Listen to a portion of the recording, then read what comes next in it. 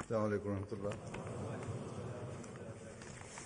أشهد أن لا إله إلا الله وحده لا شريك له وأشهد أن محمدا عبده ورسوله. أما بعد فأعوذ بالله من الشيطان الرجيم. بسم الله الرحمن الرحيم. الحمد لله رب العالمين الرحمن الرحيم مالك يوم الدين. إياك نعبد وإياك نستعين.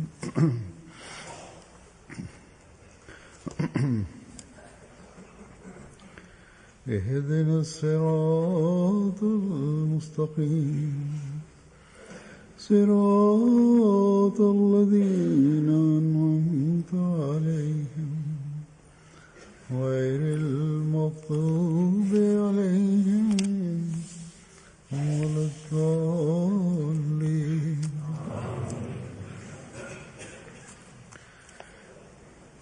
इस ज़माने में अल्लाह ताला ने हज़रत मसीह मौऊद अलैहिस्सलाम को në këtë kohë Allahu i Madhrishëm ka dërguar Mesihun e premtuar alayhisalam në shërbim të profetit Muhammed sallallahu alaihi wasallam për rimëkëmbjen e besimit. Ai erdhi dhe na tregoi thelbin e besimit mbi bazën e vërtet edhe na tregoi bukurinë e tij.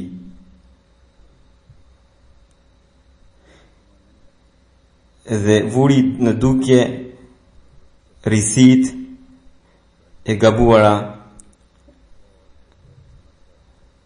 Kështu që në këtë kohë ai është një vërtetues i modelit të profetit Muhammed sallallahu alaihi wasallam. Edhe për këtë arsye për ne edhe shembulli i Mesihut premtuar selam është një dritë. Jemi fatlum që të parët tanë, etrit tanë, shumë prej tyre kanë qenë sahab të Mesihut premtuar selam që patën pra mundësi të jetojnë me të, edhe pastaj na përcollën çastet e tyre që ata kanë kaluar me Mesihun e premtuar selam.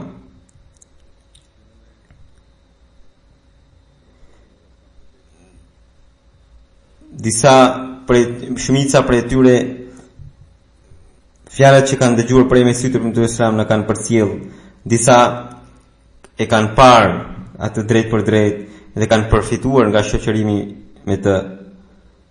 Kështu që këto transmetimet, këto rrëfimet kanë rëndësi të madhe, të cilën ka shprehur në një vend edhe Hazret Kalifi i dytë i Mesihut të premtuar selam.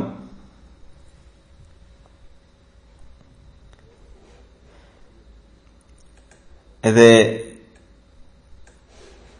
ai ka shprehur rëndësinë e këtyre rrëfimeve në shumë vende, duke thënë se disa ngjarje mund të duken shumë të vogla, por ato mund të na japin dritë për një çështje shumë të rëndësishme. Hazret Kalifi i dytë, gjatë kohës së kalifit të dytë, kanë qenë shumë sahab të Mesihut të premtuar selam. Edhe prandaj ai u drejtua atyre dhe i këshilloi ose i këshilloi të afërmit të tyre që ata të mbledhin transmetimet, rrëfimet e Mesihut të premtuar selam, sepse pikërisht këto rrëfime sipas kalifit të dytë siç thoshte ai, këto rrëfime do të japin dritë për shumë çështje në të ardhmen. Hazrat Kalifi i dytë thot në një vend: një gjë që unë i kam tërhequr vëmendjen xhamatit këtë vit është shumë i rëndësishëm. Është shumë e rëndësishme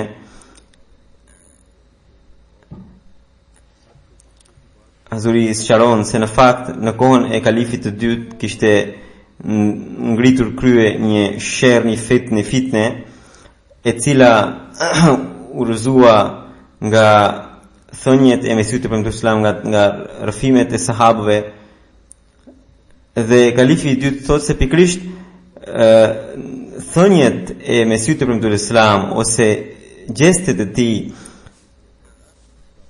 do të na ndriçojnë në të ardhmen. Edhe për këtë arsye ai thotë se unë po ju tërheq vëmendjen me të madhe që ju të mblidhni fjalët e Mesihut të premtuar Islam që na kanë ardhur përmes gojdhanave nga sahabët e tij. Sado e vogël mund t'ju duket një gjë e caktuar, por nëse ju keni qenë me Mesihun e premtuar Islam edhe jeni dëshmitar i asaj thënjeje, atëherë dhe nuk jeni përcjell xhamatit, atëherë keni bërë një pabesi ndaj xhamatit. Thotë që shikoni se në hadithet, për shembull, ne dëgjojmë një gjë shumë të vogël, ku thuhet se një herë ishte gatuar kungull në shtëpi, dhe Hazrat Profeti Muhammed sallallahu alaihi wasallam e pëlqeu kaq shumë sa që kërkoi çdo kungull që kishte në gjell, edhe të gjitha kungujt pra i hëngri me gjithë qejf. Hazrat Kalifi i thotë se kjo në dukje është diçka shumë e vogël. Mbase edhe ahmedianët kur do ta dëgjojnë kur e kanë dëgjuar këtë hadith, duhet të kenë menduar se çfarë nevoje kishte që sahabët të mblidhnin këtë hadith. Pasi është diçka shumë e vogël, e rëndomt, por pikërisht kjo gjë e rëndomt, sa shumë dobi i solli Islamit, ju nuk e keni idenë. Sot ne mund të përfiturojmë se çfarë ka ndodhur në rrjedhë të historisë së Islamit. Edhe pse sahabët nuk mendonin, po prapë ata i kanë mbledhur këto hadithe. Sot muslimanët e Indis e të Pakistanit, pra të Indis në kalifit të dytë, që thot kalifi i dytë, duke qenë në ndikimin e fesë hindu, kishin krijuar bindje që njerëzit e shenjtë duhet të jetojnë në varfëri, edhe ata nuk kanë të drejtë të hanë ushqime të shijshme. Sa më shumë i shenjtë të jesh, aq më shumë i varfër edhe përderës duhet të jesh. Sipas tyre nuk është e mundur që një i shenjtë, një njeri i Zotit të mund të ushqehet me diçka të shijshme. Kjo gjë rrëzohet pikërisht nga ky hadith, sepse profeti sallallahu alaihi wasallam e pëlqente shumë atë gjë edhe ka ngrënë aq sa u kënaq. Kalifi i dytë thotë se Hazrat Maulana Nuruddin Sahibi, kalifi i parë i Mesihut të premtuar Islam, një herë kur po shkonte për namazin e xumas, aty rrugës kishte shtëpi një hindu, i cili kishte dëgjuar prej dikujt që Mesihu premtuar Islam hante pilaf me mish edhe konsumonte edhe vajin e bajameve. Edhe kjo gjë e kishte e çuditi, sepse sipas tij, sepse ai ishte hindu, bindja e tij ishte një njeri i shenjtë nuk mund të konsumonte këto gjëra. Edhe ai e ndaloi kalifin e parë, i cili ishte duke ecur siç u thash, edhe e pyeti: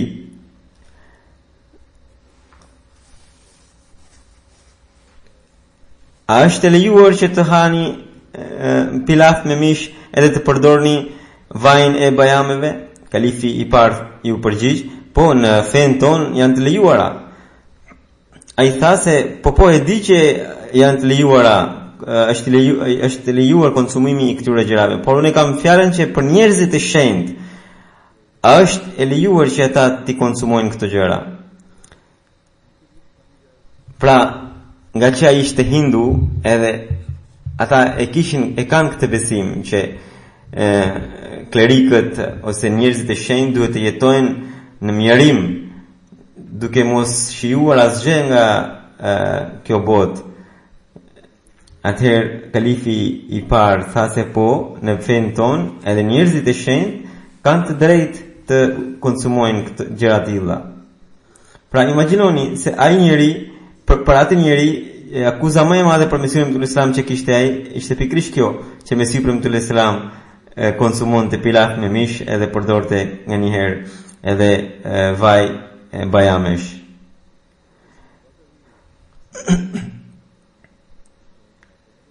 Edhe kalifi I dytë thotë se nëse edhe sahabët e Muhamedit sallallahu alaihi wasallam po të kishin po të tregoheshin kaq ekstrem në vjeljen e gojdhanave nga profeti Muhammed sallallahu alaihi wasallam, saqë të mos përmendnin edhe gjëra të vogla siç ishte ajo e kungullit, ne nuk do ta dëgjonim prej profetit sallallahu alaihi wasallam se ai të kishte shijuar diçka të tillë.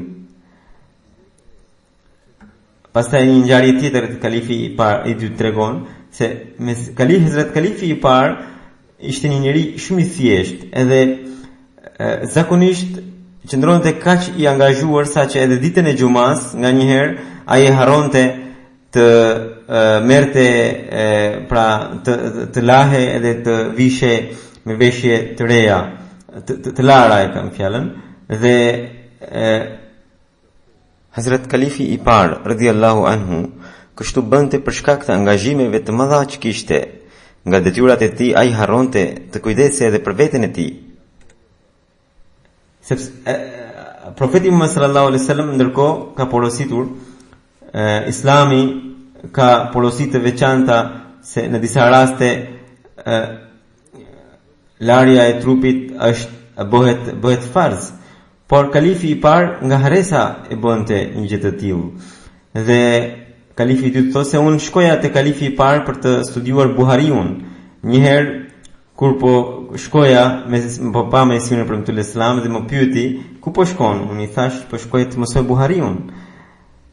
Mesiu Premtull Islam tha se pyete Nuruddin Sahibin diçka edhe nga ana ime. Unë thash çfarë? Më tha pyete a shkruhet në hadith që të ndrosh rrobat ditën e premte dhe të lahesh? Pra, kjo ishte pyetja e Mesiut Premtull Islam për kalifin e parë. Në fakt, kjo gjë ishte kaq e theksuar saqë disa nga njerëzit e shenjtë të Islamit, siç ishte Hazrat Shah Waliullah sahab, edhe për të thuhet se ai për ditë vishe me veshje ose të reja ose të lara, vetëm për të ndjekur porosinë e profetit Muhammed sallallahu alaihi wasallam.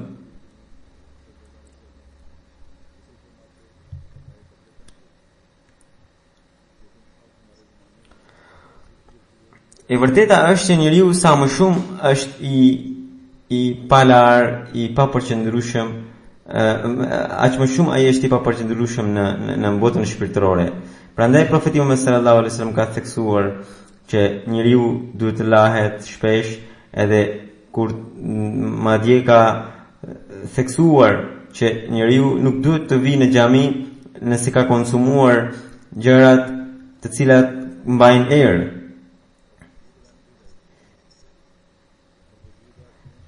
Kështu që I tërheq vëmendjen kalifi I dytë thotë se që sahabët e Mesiut Premtull Islam duhet të mbledhin të gjitha gojdhënat, të gjitha rrëfimet, gjithçka që kanë para ta.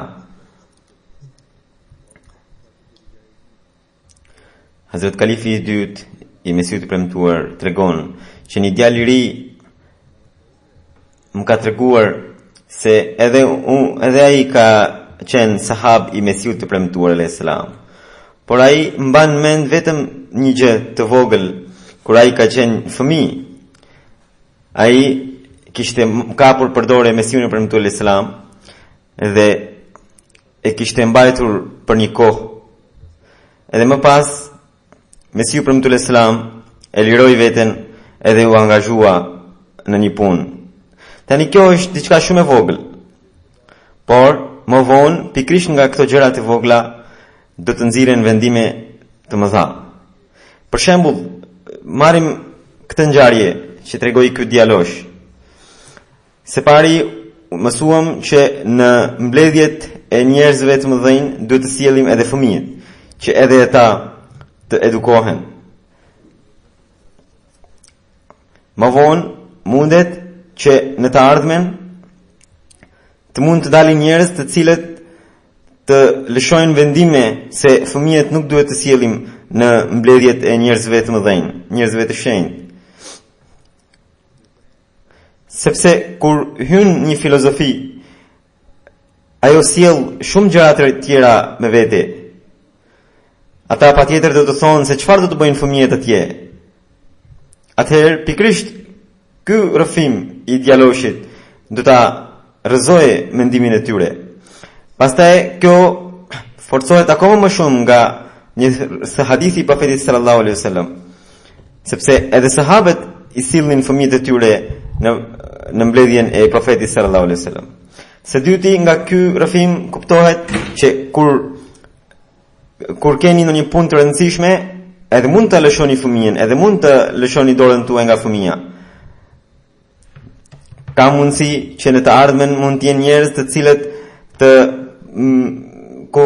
japin për kufizime që njeriu i shenjtë mund të jetë vetëm ai të cilin nëse dikush e kap për dorë, ai të mos e lëshojë atë. Por Mesiu premtuar Islam ka bërë të kundërtën, duke menduar se një punë e rëndësishme po e priste, ai e liroi fëmijën. Edhe tregoi që po të mbete me fëmijën, ajo do mbete një punë e kotë. Kështu që Mesiu premtuar Islam ka treguar që nëse do kesh në një punë të rëndësishme, me dashuri mund ta lirosh dorën tënde nga fëmia edhe të angazhohesh në të. Sot, padyshim që për ne këto gjëra duken shumë të vogla. Por në të ardhmen, kur jurisprudenca ahmediane do të përhapet, kur do të hartohet sufizmi ahmedian, kur do të përhapet filozofia ahmediane, atëherë pikrisht këto rrëfime të vogla do të duhen njerëzve.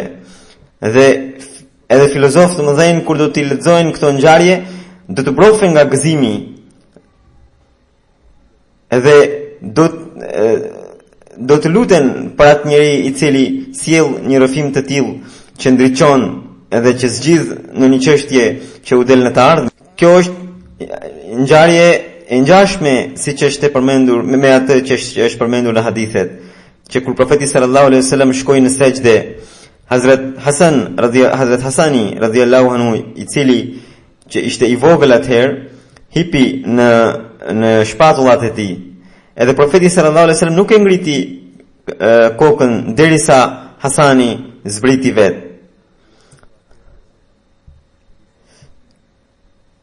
Tani ata që nuk e din këtë ngjarje dhe nëse do të shikojnë në një person të bëjë diçka të tillë, ai atëherë edhe mund të quajnë pa fe, duke kujtuar se ai jep përparësi fëmijës përpara Zotit. Por ai që e di këtë ngjarje e kupton se një mendim i tillë është i gabuar. Sepse ne kemi përpara shembullin e profetit Muhammed sallallahu alaihi wasallam. Por do të ketë edhe ca njerëz të cilët prap, edhe sikur të dinë këtë ngjarje, prap do të ndjekin rrugën e tyre. Për shembull, kalifi i dytë tregon një ngjarje të një patani, pra nga veriu i Pakistanit, që ishte hoq, edhe ai kishte lexuar Kudurin, pra një libër të jurisprudencës, edhe tha para mbledhjes, para njerëzve që edhe lëvizje e vogël ta prish namazin. Edhe pas kësaj, pikërisht në atë libër vjen ngjarja që u tregova më përpara, se si Hazrat Hasani hipi në shpatullat e Hazurit. Edhe profeti Muhammed sallallahu alaihi wasallam kur çohe nga sejdja e mbante Hasanin në dorë, dhe pastaj qëndronte duke mbajtur atë në dorë, edhe kur shkonte në sejdë, pastaj e ulte. Duke lexuar këtë, ky hoxha në fjalë tha se atëherë profeti sallallahu alaihi wasallam duhet ishte prishur namazi. Sepse kështu thot Kaduri. Pra për të hartuesi i shariatit nuk ka qenë profeti sallallahu alaihi wasallam, por ka qenë autori i Kadurit. Pak janë njerëz të tillë, por ama ka edhe të tillë.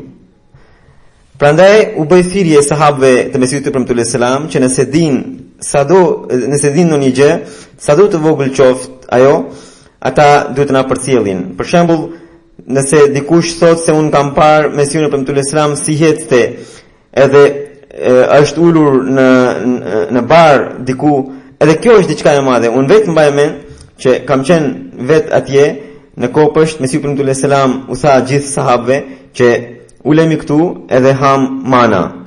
Edhe Mesihu premtuar selam shtroi një qarqaf, edhe të gjithë ulëm, edhe u volën manat, edhe të gjithë ne hëngrëm.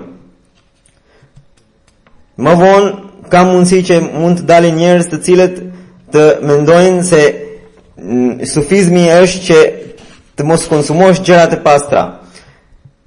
Ky rrëfim do të arrazoj mendimin e tyre, sepse Mesihu premtuar selam në një fush ul bashkë me njerëzit, me sahabët e tij, edhe ka konsumuar manën. Më vonë mund të dalin njerëz të cilët mund të jenë edhe autoritar të fuqishëm, edhe të mendojnë se nuk u lejohet që të ushqehen me njerëz të thjeshtë.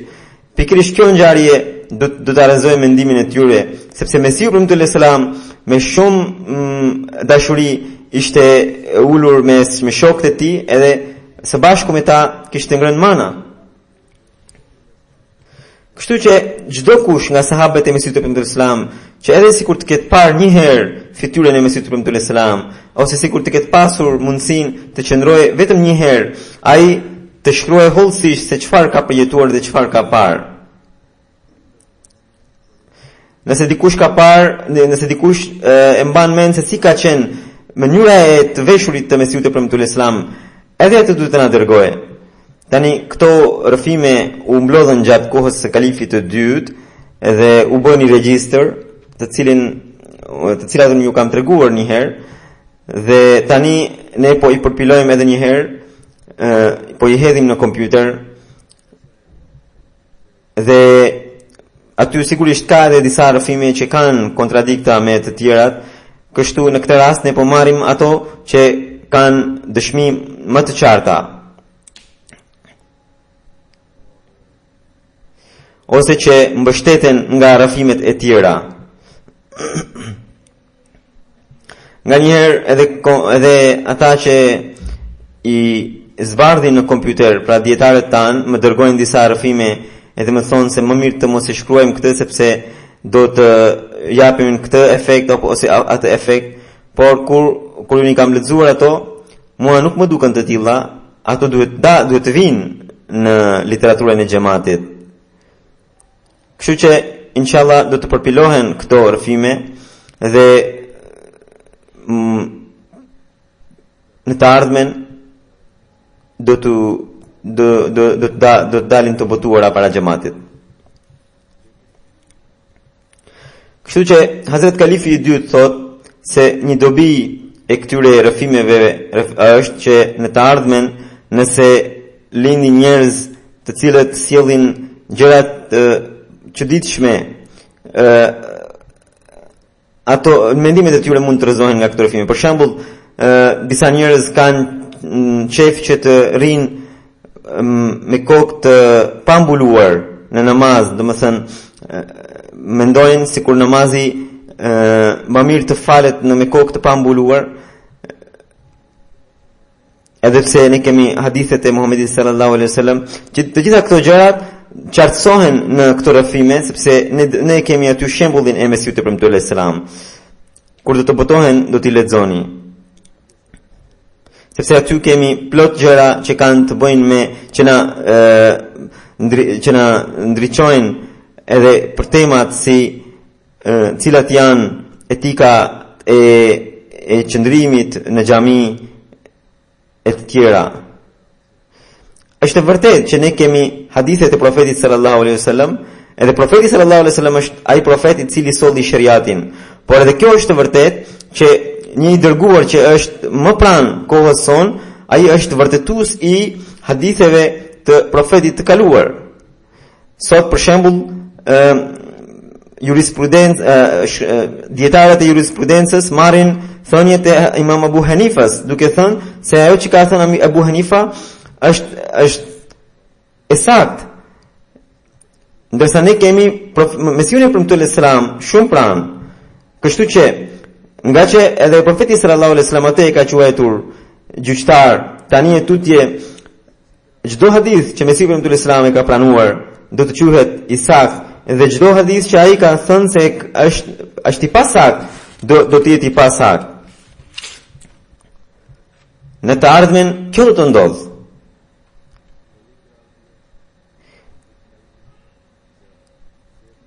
Në të ardhmen, për të vërtetuar hadithet, njerëzit do të shikojnë se çfarë ka thënë Mesihu i premtuar Islam rreth këtij hadithi. Pastaj Hazrat Kalifi i dytë tha se në këto rrëfime ka mundësi që edhe të kenë ca rrëfime të cilat në atë kohë të mos botoheshin, sepse nuk ishte kohë e tyre, kohë e përshtatshme për to. Por ama ato duhet të regjistrohen, edhe të tilla le të publikohen në kohën e tyre të nevojshme. Kur për shembull Mesihu i premtuar Islam ka pasur një shpallje, Mbretëria Britanike edhe për 8 vite të tjera, më pas do të thyhet edhe vjen duke rënë. Kjo shpallje nuk u botua në atë kohë, për ndonjë arsye. E tani njerëzit mendojnë se cili ka qenë kuptimi i kësaj shpalljeje. Ka qenë sepse kuptimi ka qenë që Mbretëria Britanike u thye pas largimit nga India dhe me kalimin e kohës ajo erdhi duke bjerë, duke rënë. Sigurisht që rënja nuk ndodhi me një herë, por ajo ka procesin e vetë. Pra ishte një shpallje që nuk u botua në atë kohë, që duhet të botohe. Pra ka shumë ngjarje të tilla, të cilat duhet të regjistrohen. Pra Kalifi i dytë thot në atë kohë, thot mendoj se edhe tani nuk jemi larg, edhe jemi brenda kohës që ti regjistrojmë të gjitha rrëfimet edhe ngjarjet të tilla. Pastaj Kalifi i dytë thot se shikoni se sa shumë vlerë jepet Imam Buhariut në këtë kohë. Kjo sepse ai ka udhëtuar në shumë vende për t'i mbledhur rrëfimet edhe hadithet që kanë pasur sahabët ose fëmijët e sahabëve. Kështu që edhe në rrëfimet e Mesihut ibn Islam, nëse ato përputhen me njëra tjetrën, ato mund të marrin si të mëqena edhe t'i regjistrojmë në literaturën e në një regjistër që ato të botohen në kohën e vet.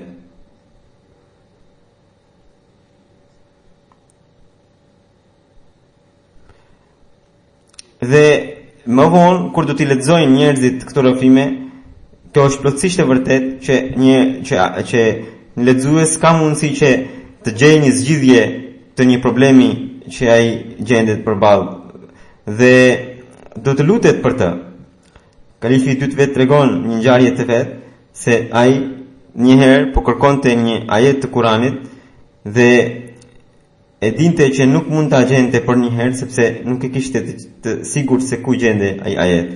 Mori qelsin e Kuranit që ishte botuar në atë kohë, edhe duke përdorur atë e gjeti ajetin me një herë që kërkonte. Edhe atëherë kalifi i thotë se atëherë unë për 2-3 minuta me sinqeritet të plot jam lutur për hartusin e qelsit të Kuranit, sepse fal përpjekjes së tij unë gjeta një zgjidhje. Kështu që sot, alhamdulillah, literatura e xhamatit gjendet në kompjuter, gjendet në internet, edhe shumë lehtë ne i gjejmë gjërat që i kërkojmë, kështu që edhe unë lutem për ata njerëz të cilët kanë zhvilluar programe të tilla që e mbajnë literaturën e xhamatit në kompjuter.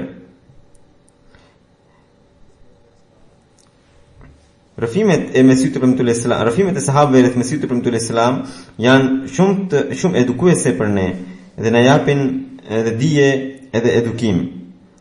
Na japin zgjidhjen e shumë ajeteve dhe të haditheve që janë të keq kuptuara prej njerëzve të tjerë.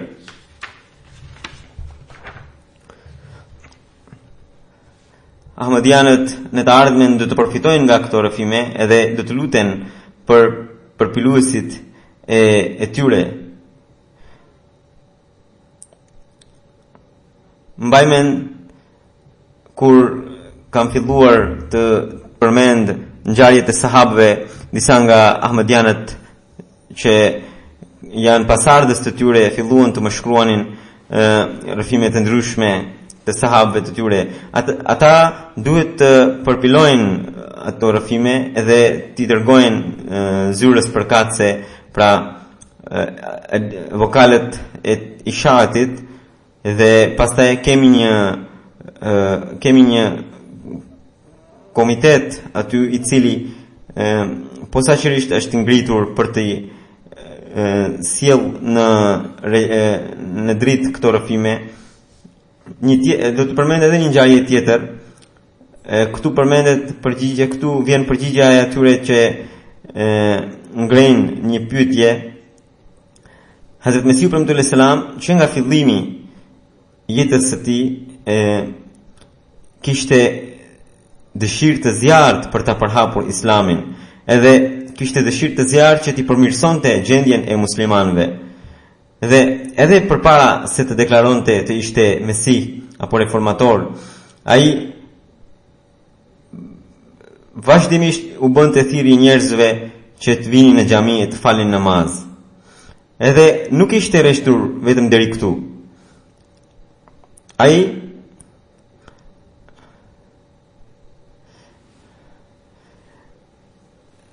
kalifi i dytë, duke i dhënë përgjigje jo ahmedianëve që thonë se Mesihu premtuar selam nauzubillah ka sjellë ndonjë shariat të ri ose ka vepruar diçka kundër Islamit, kalifi i dytë thotë se shikoni se si vepronte Mirza Sahibi, pra Mesihu premtuar selam, edhe përpara se të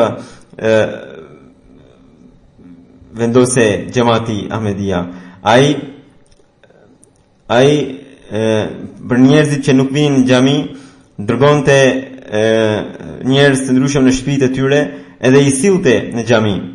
Edhe për këtë njerëzit filluan të ankoheshin, edhe sepse shumica prej tyre ishin bujq, disa ishin edhe çifligar, edhe ata filluan të ankoheshin se ne nuk kemi kohë të falim namazet e 5 vakteve.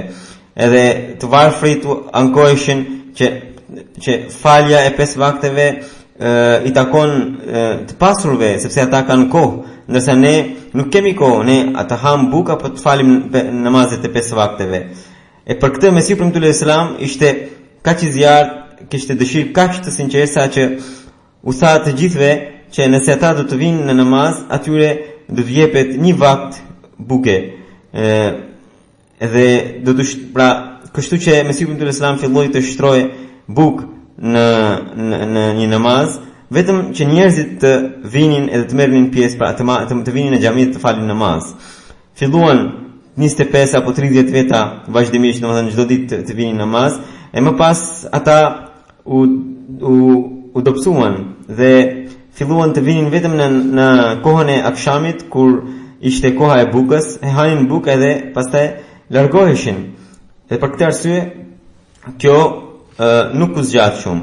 Por ama dëshira e Mesihut të premtuar Islam ka qenë kaq e sinqertë saqë Zoti i dha fryt dëshirës së tij. Sot që po flasim, Hazrat Kalifi do të thotë se sot që po flasim në vetëm në Kadian kemi 4 xhami të mëdha, edhe që të gjitha mbushen plot e përplot me namaz falsit. Pra, këtë duhet të dim se sa shumë dëshirë kishte Mesihu premtuar Islam, edhe përpara se të deklaronte të ishte Mesih, që njerëzit të frekuentojnë xhamin edhe të falin namazet e 5 vakteve, të popullojnë xhamit. Tashmë alhamdulillah xhamit tona po ndërtohen gati në çdo shtet të botës. Kështu që detyra jonë nuk është tashmë ka mbetur vetëm në Kadian apo në Rabwa, por në çdo shtet ku kemi xhamin. Antarët e xhamatit duhet të popullojnë xhamin e tyre.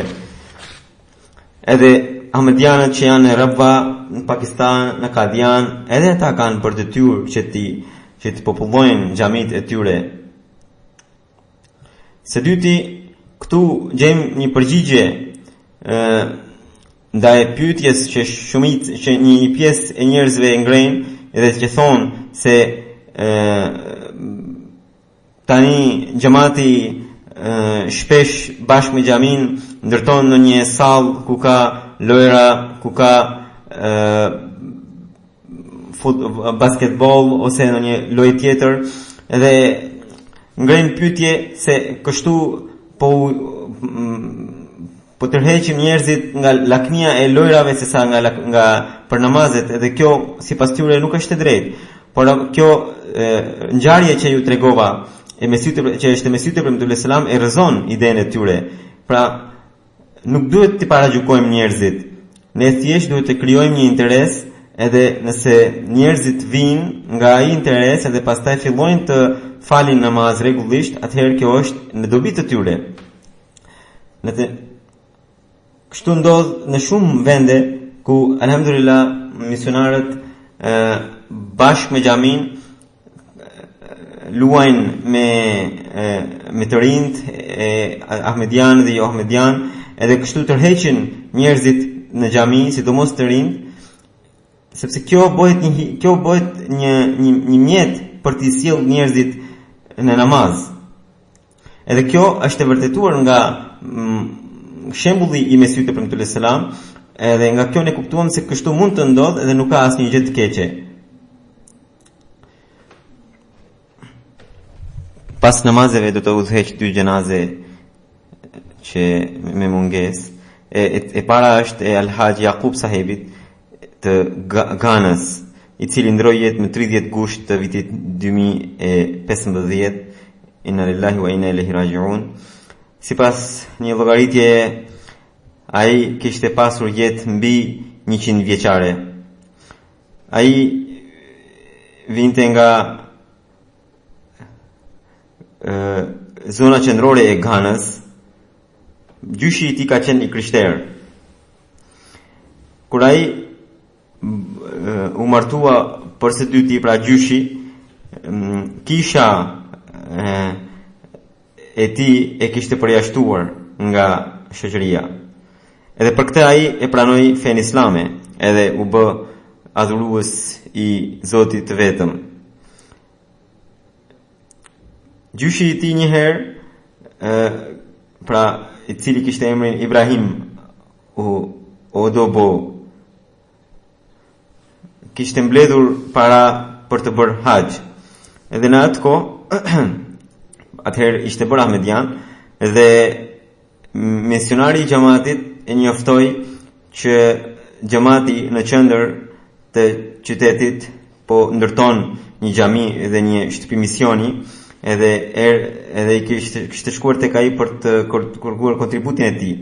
Ato paratë e haxhit që kishte mbledhur, të gjitha ja dorëzoi misionar sahibit si kontribut nga ana e tij për ndërtimin e xhamisë edhe të shtëpisë së misionit. Më vonë shumë vite më vonë nipin e tij e dërgoi për të bërë hax me paratë e tij. Maulvi Abdul Wahab Adam Sahibi, kur u zgjodh amiri i Ghanës në kohën e kalifit të tretë, atëherë ai kishte dhënë shumë porosi që në Ghanë Ahmediati të përhapej shpejt. Atëherë Alhaj Yaqub Ahmed Sahibi, pra një ndjerje në fjalë, kishte dedikuar makinën e tij dhe aty kishte shkruar Ahmadiyya Muslim Preacher Association, edhe ajo makinë përdore për përhapjen e mesazhit të xhamatit, edhe xhamati ka bërë shumë udhëtime me makinën e tij.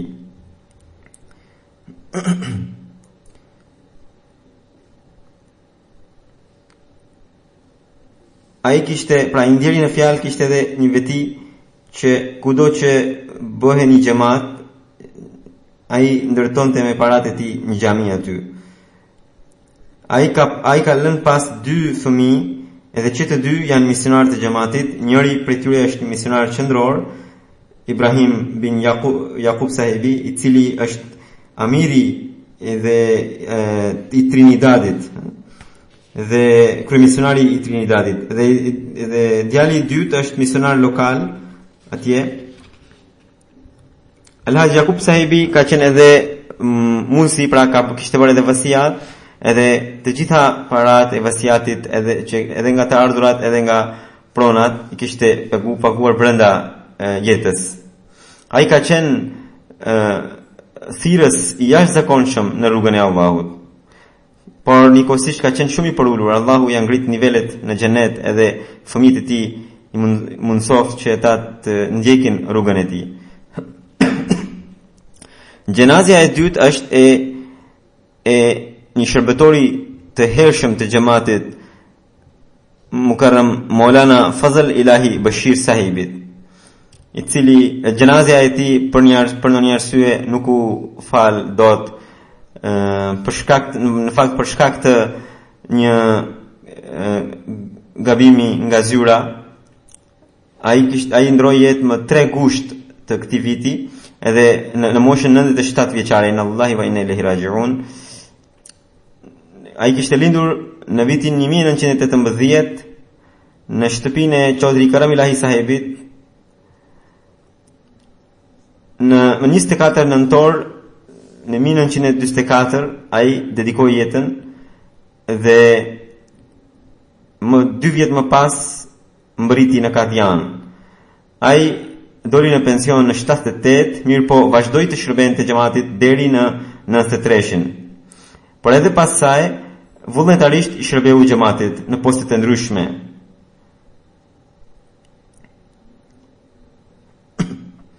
Deri në fund të jetës së tij vazhdoi të shërbeu xhamatit. Babai i tij Karam Ilahi Sahibi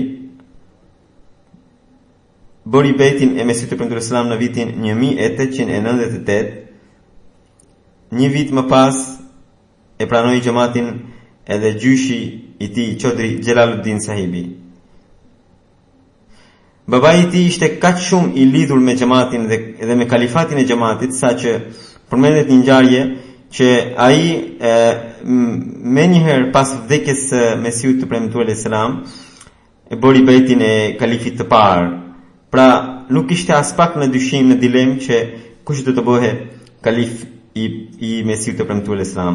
Po ashtu kur ndroi jetë kalifi i parë, ai me njëherë e kapi përdore kalifin e dytë, pra Mirza Mahmud Ahmedin, edhe i bëri kërkesë për të marrë bejtin e tij, sepse ai kishte parë në ëndër që pikërisht ai do të bëhe kalif i Mesihut të Premtuar Islam. Ai kishte bërë vasiat për një të tetën të gjitha ardhurave të tij, edhe që kishte paguar brenda jetës së tij. Nëna e tij përmend një ngjarje që në vitin 1919 ose në vitin 1920 në Gjelsa Salanën e Kadianit, kur dietari i xhamatit Hazrat Hafiz Ghulam Rasul Sahibi po mbante fjalimin në sallën e grave, edhe duke u drejtuar atyre tha se zonja, ne tani po plakemi, edhe xhamatit i duhen njerëz të rinj që të transvendsojnë. Kështu që ju dedikojeni fëmijët tuaja. Atëherë nëna e tij thot se unë po e dëgjoja fjalimin e tij dhe e kisha në dorë Fazl Ilahin, i cili ishte akoma foshnjë, edhe që në atë moment bëra ben para Zotit që do ta dedikoja Fazl Ilahin. Edhe kështu në vitin 1931 kur Fazl Ilahi sahibi e përfundoi shkollën e mesme, babai i tij ja kujtoi betimin e nënës, duke thënë se nëse dëshiron të vazhdosh mësimet laike, ai mund të bëjë zgjedhjen e tij, edhe babai edhe mund të ndihmojë që të gjejë një post të lartë, sepse kishte aftësi, kishte edhe ndikim, edhe mirë po ekzistonte edhe ai betimi i nënës. Edhe ndjeri në fjalë zgjodhi të zbatonte betimin e nënës, edhe shkoi në Kadian edhe u bë misionar i xhamatit. Në 1947 ai u emërua si misionar në vendet e Afrikës, edhe ata mbritën në Afrikën lindore bashkë me shumë dietarë të xhamatit. Ai shërbeu për një kohë të gjatë në Kinja, në Surinam, në Guyana dhe në Iran. Kalifi i tretë kur hartoi rregullat e vasiatit, edhe ai ishte pjesë e asaj mbledhjeje. Ai shkroi 11 libra në gjuhën arabe, angleze dhe frënge. Ai ishte martuar 2 herë, një me bien e Chaudhry Muhammad Din sahibit dhe një tjetër martesë që bëri ai në Mauritius. Tregon një ngjarje të pranimit të lutjes kur ai ka qenë fëmijë. Nëna ka qenë shumë e sëmur, aq sa që nuk kishte shenjë, nuk kishte gjas për të mbijetuar. Atëherë ai ju lut Zotit duke qarë që o Zot, në një moshë kaq të vogël mos ma merr hijen e nënës. Atëherë pas mbarimit të lutjes doli babai i tij nga shtëpia edhe i tha të birit që nëna është e mirë edhe jashtë rrezikut. Ai ka shërbyer edhe në Palestinë, edhe amiri i Palestinës shkruan se ai ka shërbyer atje në vitet 66 deri në 68, edhe pastaj nga 77 deri në vitin 1981. Edhe ka qenë jashtëzakonisht entuziast për të përhapur xhamatin, dhe shkollën e xhamatit që kemi atje në Kababir e organizoi mjaft mirë dhe bënte shumë turne për tabligh, për shpërndarjen e fletushkës së xhamatit, edhe shpesh përmendte shpalljen e Mesihut të Islam që thot anta sheikhul masihul ladhi la yudau waqtuhu, do të thënë ti je ai mesih i lartë, i shenjtë, koha e të cilit nuk do të shkojë kot. Ai nisi edhe revistën në gjuhën arabe Al Bushra, vet bënte punën e përpilimit, e hartimit, e redaktimit, të gjitha punët vet i bënte. Njëherë në vitet 40 e 42 familja e tij ka kaluar në varfëri ekstreme, dhe njëherë kur në shkollën e xhamatit ishte bërë thirrje, ishte bërë njoftim që ata që nuk paguajnë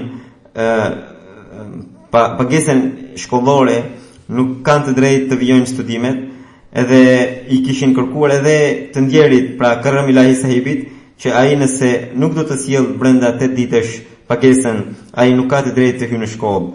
Edhe duke dëgjuar këtë, ai që nga dita tjetër nuk shkoi në shkollë nga turpi. Një ditë kalifi i tretë i Mesihut të Islam atëherë, kur e pa e pyeti pse s'po vinte në shkollë, ai tha se nuk kishte mundësi të paguante pagesën e shkollës, të bënte pagesën e shkollës. Kalifi i tretë tha se mirë, unë po ta bëj pagesën. Ai tha se unë nuk marr lëmosh. Po doni mund të më jepni borxh, edhe unë do t'ju shlyej më vonë.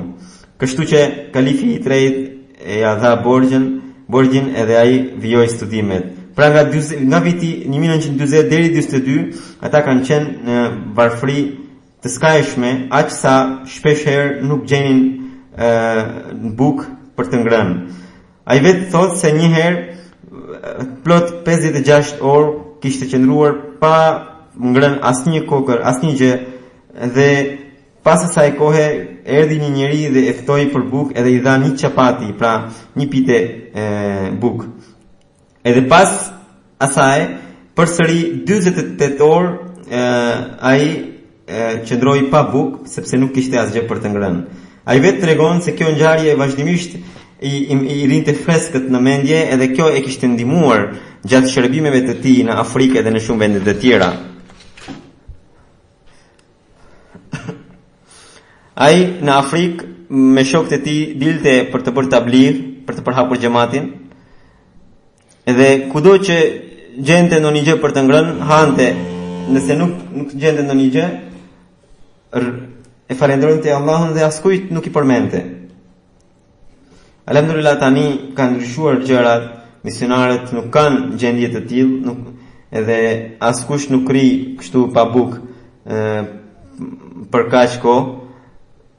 Por prapse ata duhet të kenë model Karamilahi sahibin. Ai gjatë gjithë jetës së tij i ka shërbyer xhamatit për hir të Allahut, për hir të Zotit. Dhe deri në frymën e fundit zbatoi porosinë që besimit i dha përparësi mbi botën. Mbesa e tij shkruan që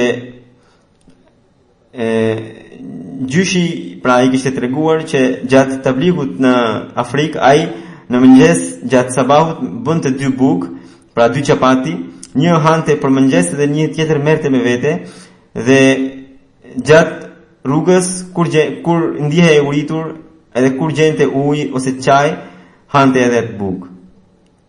Në Surinam ai shërbeu nga 1970 deri në 72 si misionar i xhamatit, dhe ai atje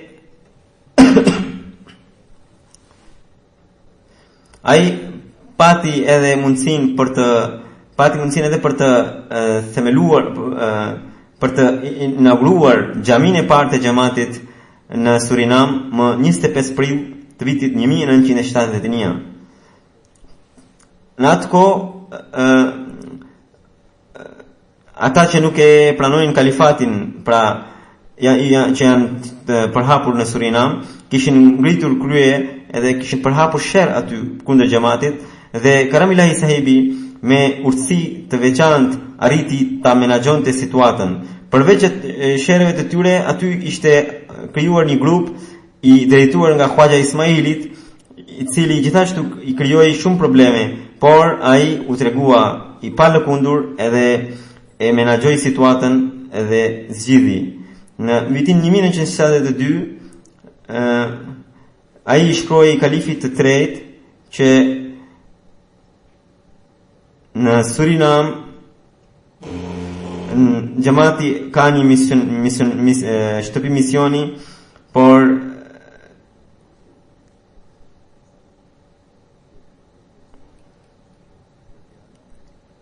kalifi i tretë pastaj i dërgoi në Mauritius, edhe në Mauritius kur ai u emërdua si misionar, atje gjendja ka qenë e prisht. Nga xhamati kishte dalë një grup i cili kishte deklaruar mosbindjen ndaj sistemit të xhamatit dhe tentonte ta zaptonte edhe pronën e xhamatit. Ai nga Palestina shkoi në Mauritius edhe me shumë urtësi e menaxhoi e kontrolloi situatën. Fillimisht kur mbriti atje, zyra e emigracionit kishte nxjerr probleme, por nga që ai ka pasur pasaport britanike, s'kishin çfarë të bënin, dhe kështu ai hyri në Mauritius edhe shumë shpejt e menaxhoi e kontrolloi situatën. Dhe filloi në xhaminë e xhamatit filloi të udhëhiqte namazin rregullisht. Edhe kështu ahmedianët ngadal erdhën edhe filluan të faleshin me ta. Edhe pikërisht atje në atë kohë ai edhe bëri atë martesën e dytë. Edhe shkroi edhe libra të tij që në gjuhën frenge.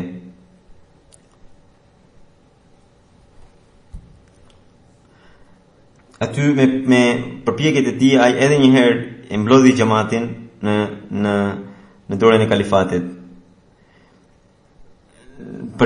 Në Pakistan, pra kur ishte në pension, ai kishte shumë dëshirë të falte në xhuman në xhamin Mubarak. Dhe atij që kishte thënë që ta merrte çdo herë me makinë, ai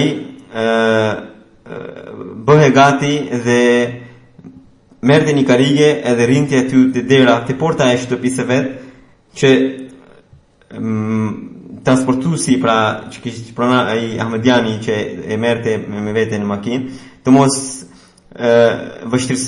kishte vështirësi pra të mos vonohe për xhuma.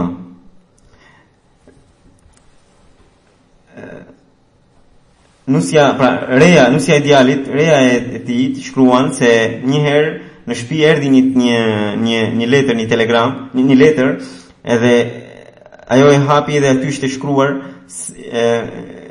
që i drejtohe Karam Ilahi sahibit duke thënë se ju vazhdimisht më dërgoni parat për djalin tim, për mësimet për shkollimin e djalit tim. Këtë herë më duhen pak më shumë parat, më dërgoni ju lutem pak më shumë. Edhe reja e tij u çudit sepse askush nuk dinte për këtë bamirësi që ai bonte. Dhe një herë ajo e kishte pyetur Al-Karam Ilahi sahibin që t'i tregonte ndonjë ngjarje sepse zakonisht ai nuk para tregonte ngjarjet e tij. Edhe kur e kishte pyetur ai i tregon se një herë në Afrikë kur ai zakonisht dilte në mëngjes për të bërë tabligh, edhe kështu një ditë kur doli në mëngjes për të kthyer prapë në mbrëmje, kur kthye në mbrëmje gjeti shumë njerëz pranë shtëpisë së tij. Edhe duke i parë ata nga larg, u pati frikë se çfarë ka ndodhur. Edhe kur ju afrua, njerëzit filluan ti thoshin Mubarak, do të thënë urime. Ai tha se për çfarë po më jepni urime? Ai tha se sot kemi parë që në pyll që kur po ecnit bashkë me ju po vinte edhe një luan. Kemi parë që hera herë ju ishit para edhe luani po ju ndiqte, edhe nga një herë luani ishte para edhe ju po i ndiqni luanin dhe asgjë nuk ju ndodhi. Edhe ne nga larg po ju shikonim edhe Zoti ju ka mbrojtur. Ai tha se unë nuk di asgjë të tillë, por të gjithë ata ishin të mbledhur edhe të pomohuronin. Indjeri në fjalë në fakt ka qenë jashtëzakonisht njëri shpirtëror dhe rregullisht falte namazin e tahajjudit. Gjitha këto janë shumë pak ngjarje që ju kam përmendur. Jeta e tij është e mbushur me ngjarje të tilla, ai mbështetet jashtëzakonisht shumë tek Allahu, edhe këto ngjarje nuk kanë asnjë lloj egzagjerimi. Ai ka pasur një lidhje të fortë me Allahun, me Zotin e Madhrishëm. Zoti ja ngrit nivelet në xhenet edhe i mundsof fëmijët që të ndjekin rrugën e tij.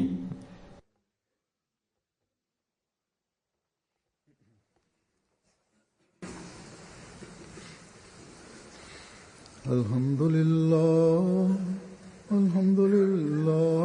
nahmaduhu wa nasta'inuhu wa nastaghfiruhu wa nu'minu bihi wa natawakkalu alayhi wa na'udhu billahi min shururi anfusina wa min sayyiati a'malina. من يهده الله فلا مضل له ومن يضلل فلا هادي له ونشهد أن لا إله إلا الله ونشهد أن محمدا عبده ورسوله عباد الله رحمكم الله إن الله يأمر بالعدل والإحسان وإيتاء ذي القربى وينهى عن الفحشاء والمنكر والبغي يعظكم لعلكم تذكرون اذكروا الله يذكركم وادعوه يستجب لكم ولذكر الله أكبر